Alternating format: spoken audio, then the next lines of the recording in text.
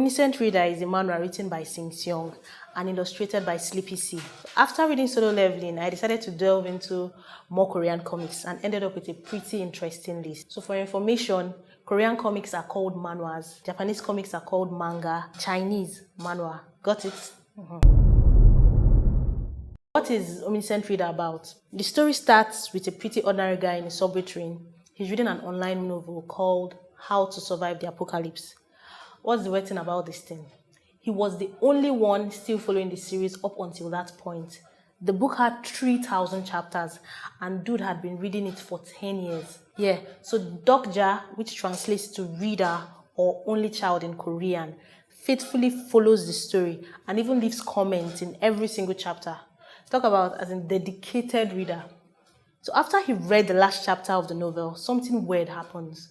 The apocalypse, exactly as it was described in the book, starts mere minutes after he finished reading the last chapter. The sweet thing was that Dokja knew exactly what will happen and how the world will end. So this impish creature called a Dokabi appears and informs the passengers of the train that free mode existence on Earth is over. The world order as they know it is gone, and in its place is some kind of sick survival mode stuff.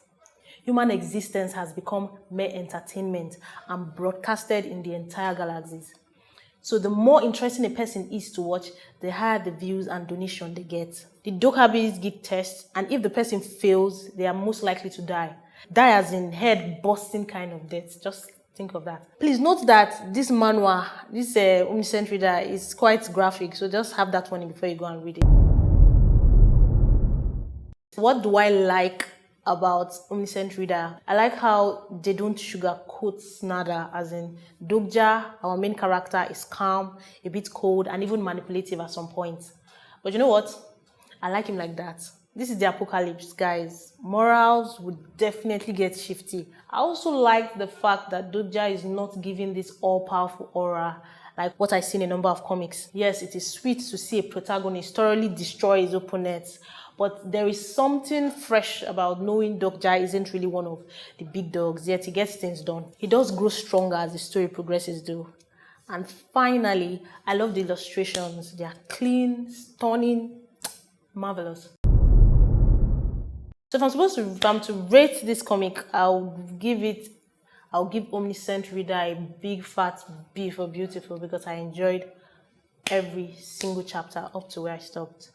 So if you're one of those who cannot find the patience or the will to read a novel because there are no pictures in it, try comics. It's good for the brain. That'll be all, guys. My name is Precious Nkem, and I will see you in my next video. Peace.